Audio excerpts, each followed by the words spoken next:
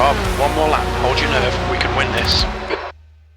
What's going on YouTube? We got more iRacing content for this week. Me back in the GT3 series for week 12, going around WeatherTech, Laguna Seca for a beautiful foggy day in California. We ran this track about a month ago in the Ferrari Challenge. Check out the video on the channel, see how we did with that. But despite that, we're going to decide to take the Porsche 992 around the track once again this week. This race that you're going to see was my first race of the week, and based off my practice times of about a 124 and the previous race results, I was guessing I was going to be somewhere around the bottom of the top 10, maybe top 5 if I was lucky. So that was my mentality going into quali. My first lap of quali wasn't the worst, it wasn't the fastest, but we didn't have any major mistakes, and it was going to be a 124.115. So we're going to look to improve it now on the second lap, and we're going to get it as we come out of turn 5. We're going to be 4.5 tenths up on our first lap, but we're going to make a mistake into turn 6, turn in too early, hit that devastating curb, and fly off the track to invalidate that lap. So our 124.1 was going to have to be good enough, and I was expecting that to be somewhere around P8, P9, maybe P10,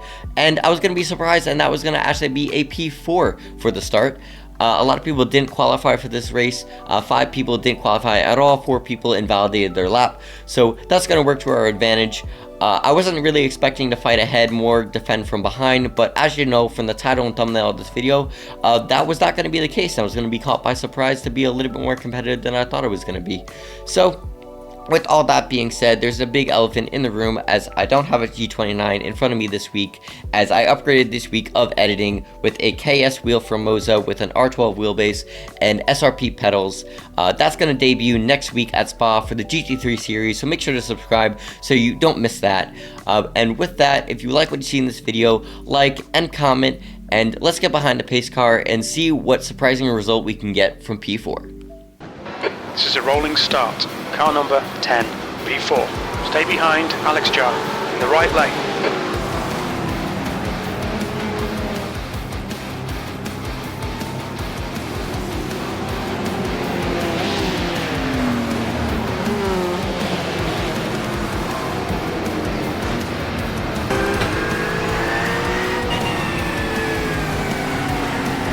Okay, Rob, get ready.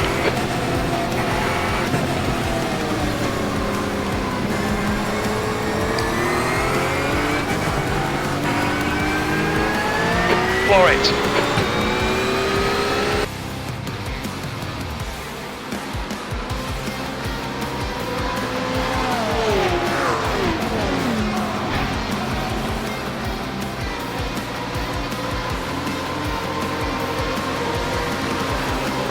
Car right. Still there. Right side's clear. Right clear right.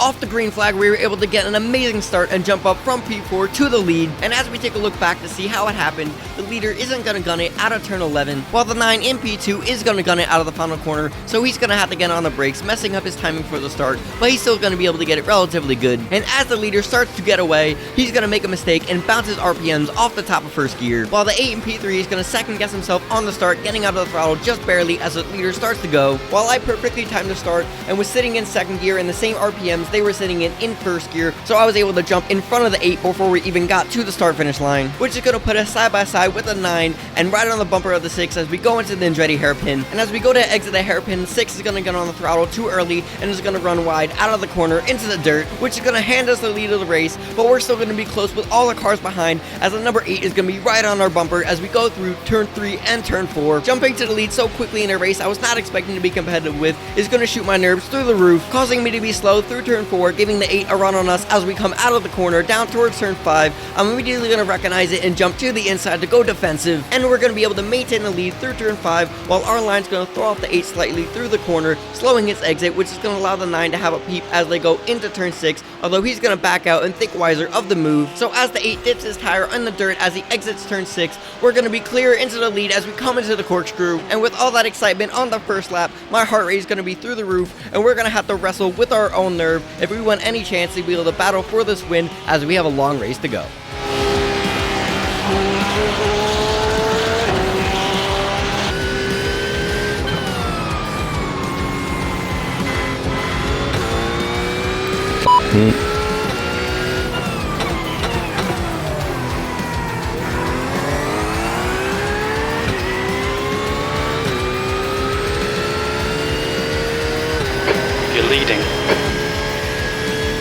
our mistake through turn 10 at the end of the first lap is going to drop the gap to P2 from 1 second to 4 tenths as we go into the Andretti hairpin to start lap 2. And the 8's going to try to close that gap even more as he gets right on a bumper as we go into the Andretti hairpin, but he's going to make a mistake on exit going wide into the dirt, which is going to force him to go with defensive to the inside for turn 3 as the 9 swings it to his outside. But the 9 isn't going to be able to make anything happen and is going to slot in right behind the 8 again. And while this battling between the 8 and the 9 is going to take some pressure off our shoulders, we're still going to be struggling with our nerve and pace as we're going to be slow through turn 4, so we're not going to be able to capitalize on their battling as much as I would like to. At this point, my nerves were starting to get so bad that both my arms and my legs were shaking. I wanted so badly to be able to take advantage of our great start and be able to have a great race, but I was struggling with imposter syndrome and didn't know if I had the pace to be able to deserve to fight for the lead. So all this pressure I'm putting on myself and the pressure from the 8 behind is going to make me make a mistake through the corkscrew, going just slightly deep into corner entry, which is going to put the 8 right on our bumper as we go through Rene curve. And we're not going to have the best corner, so I'm going to throw it to the inside as we go to turn 10 to defend from the 8 behind. And our defensive line is going to slow us through the corner, but that's going to back the 8 up and is going to allow us to have a good enough run out of the corner and to not have to defend into turn 11. And all of this is going to allow the 6 to come back and send it down the inside of the 9 as we go through turn 11. But with the 8 right in front, the 6 isn't going to be able to send it as much into the corner and is going to have to check up, which is going to kill his exit,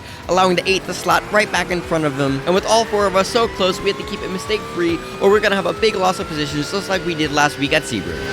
I need to calm myself down real bad. I'm very, very nervous right now.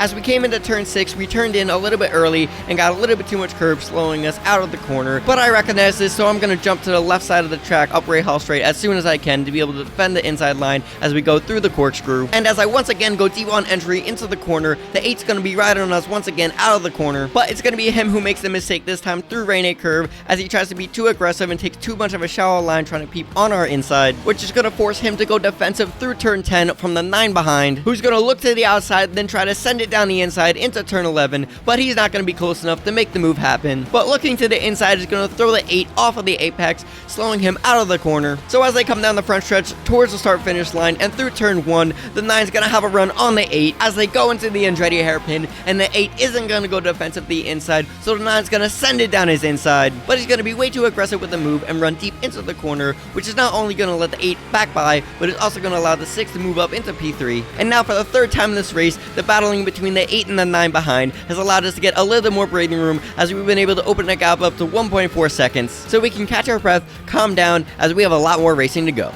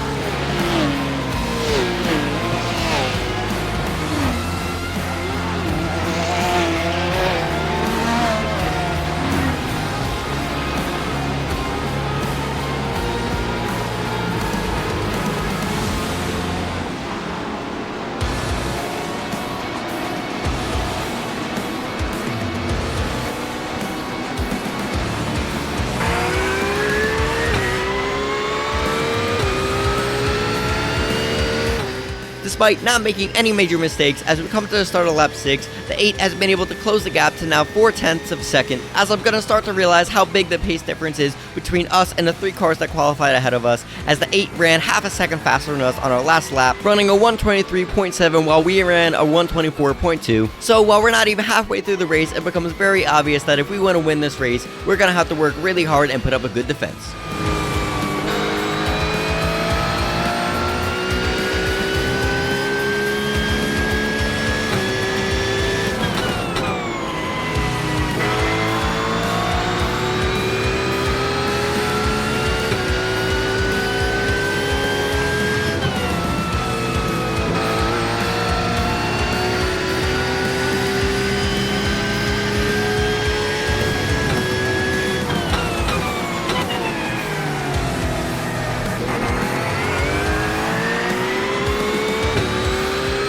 That defense might not be as hard as I thought it was going to be, as the 8 makes a mistake through turn 10, hitting the curb and flying off into the dirt, which is going to let the 6 easily move up into P2, and as the 8 recovers and gets back onto the track, he's going to go defensive to the inside line through turn 11 to fight off the 9, which he's going to be able to do and get better traction out of the corner to be able to stay ahead as they go down the front stretch. But just like laps before, the 9 is going to be able to have a run as they go down to the Andretti hairpin, and as the 9 looks to not repeat history, he's going to send it down the inside of the 8 once again, but this time he's going to have more control of the car, but he's still going to go slightly deep into the corner, which is going to allow the 8 to switch back on him as they come out of the corner, and the 9's going to have a look on the inside as they go through turn 3, but he's not going to be close enough to be able to make a move happen, and that battling is going to drop them 3 seconds off of us, while the 6 is going to be 9/10 off of us. We need to limit our mistakes.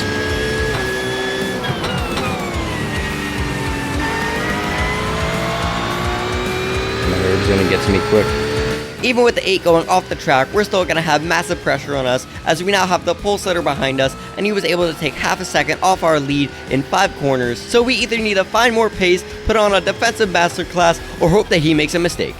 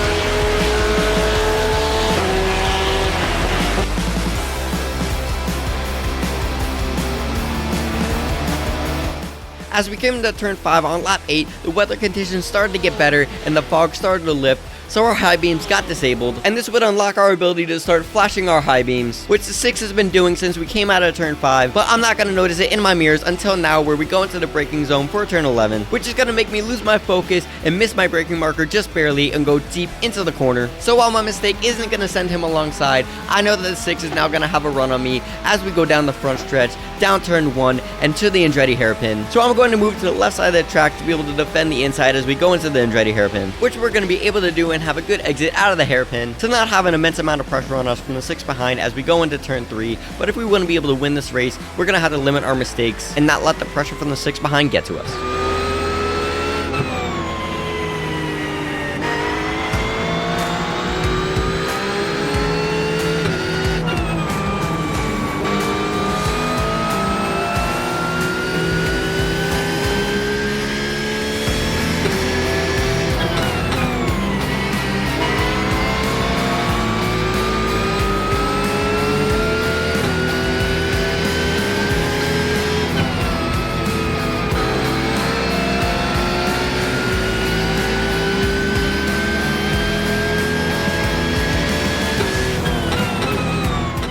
despite the 6 having a run up Rahal straight, we're going to be able to defend the inside line as we go into the corkscrew. We're not going to have the worst exit out of the corner, but the 6 is going to be still right on us, and as we come out the right-hand curve, we're going to take a bad line into the corner, miss the apex as be slow, and the 6 is going to have a good run on us behind, but our slow corner is going to slow him down. So we don't need to defend into 10, but we're going to be slow through that corner as well and have to defend into turn 11.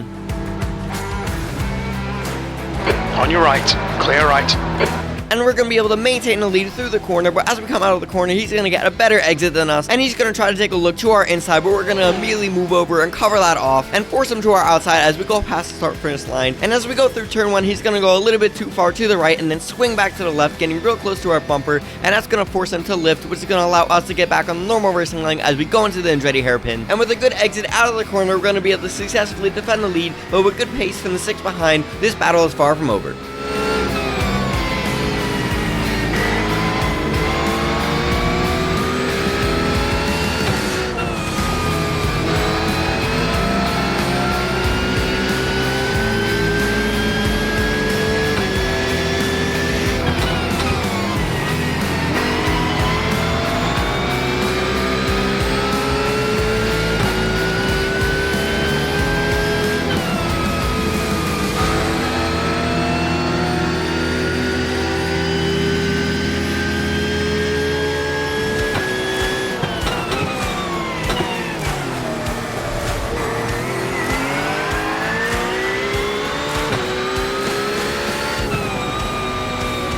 As we near the end of lap 10, we're going to be slow through turn 10 once again, and the 6 is going to have a good run out of the corner, so we're going to jump to the inside to defend going into turn 11 once again. But this time it's going to be the 6 that misses the mark and breaks just a little bit too late, which is going to send him flying into the gravel trap, which is once again going to give us a big lead. On your right. Clear right. There's an incident in turn 11. It looks like Lucas. Woo!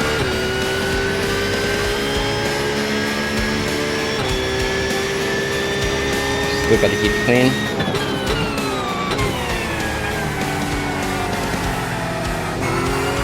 I think at their fastest, they're definitely faster than me. So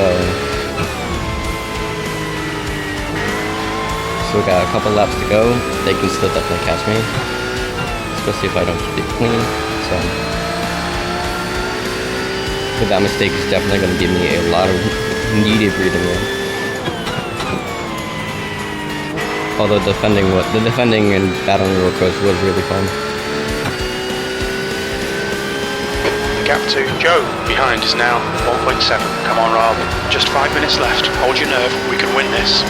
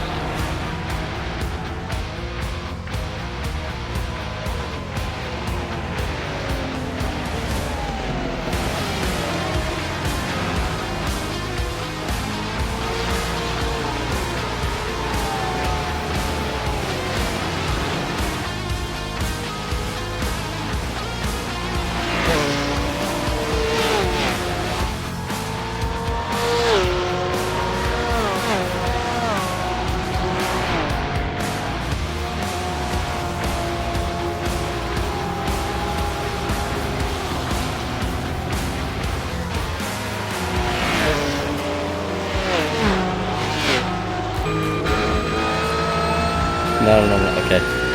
I need to focus up that. There was a couple curves on this track that could absolutely murder me. After having a good lap 11, being able to run my fastest lap of the race so far with a 123.8 and match the pace from P2 behind, we're going to lose 2/10 to the 8 car behind through the first 5 corners on lap 12, and as we came through turn 6, we made a mistake and got dangerously close to the curb and lost 4/10 to the 8 car behind. So now as we come to the start of lap 13, the gap to P2 behind is going to be only 9/10, so we're going to have to put in another one of those fast laps if we're going to be able to maintain our gap and make it to the checkered flag.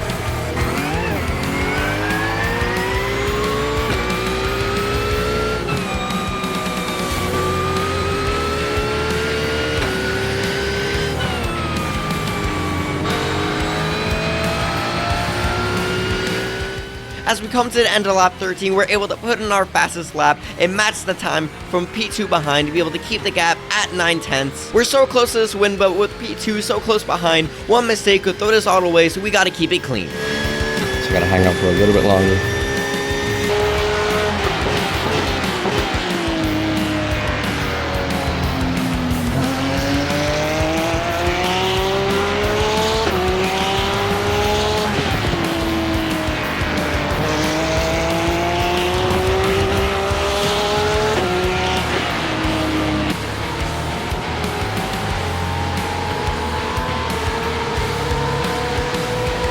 Look close back there, so if they could fight a little bit, that'd be so helpful, you know?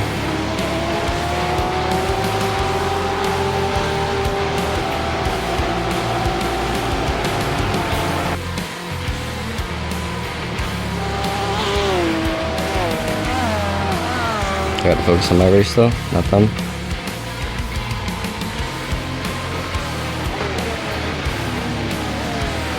Take my own marks.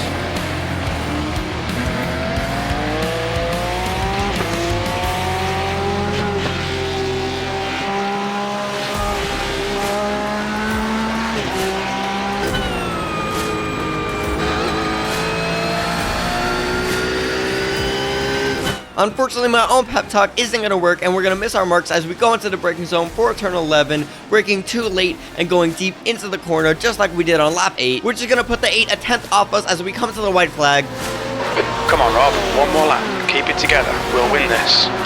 Just as I did before with the 6, I'm going to jump to the inside line, down the front straight, and through turn 1, but I'm going to see that I'm clear of the 6 and go to the normal racing line for the Andretti hairpin. And as we get a good exit out of the hairpin, the 8's going to make a mistake and go wide out of the corner, just barely going in the dirt. Unfortunately, we're going to make an even bigger mistake and go wide out of turn 3 into the dirt, which is going to mess up my approach to turn 4, making me miss my marks and be slow through the corner. But my slow corner is going to back the 8 right up on our bumper and slow him down, which is going to allow the 9 to get a great run on the 8 and send it down his inside as we go into turn 5. That's exactly what I needed to see in my mirror.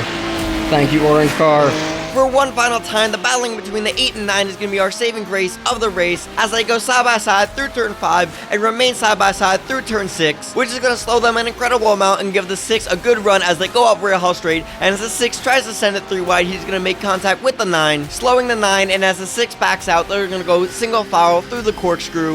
I just need to keep it clean. And with that, we're going to be able to solidify our second win in the GT3 series, gaining us 94 I rating, moving us up to 1240 in the sports car class, and our 1 incident point on the final lap here is going to gain us a safety rating change of 0.09, moving us up to 3.15 in the sports car class. So after a long and intense race, we were able to hang on and get the win. One more, come on.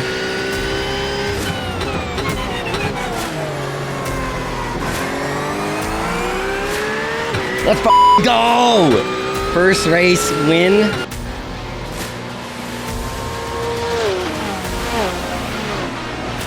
Woo, that was I had to work hard for that one. Oh my god, that was a difficult one. That felt so good though. Oh, let's go! Oh, that feels so good.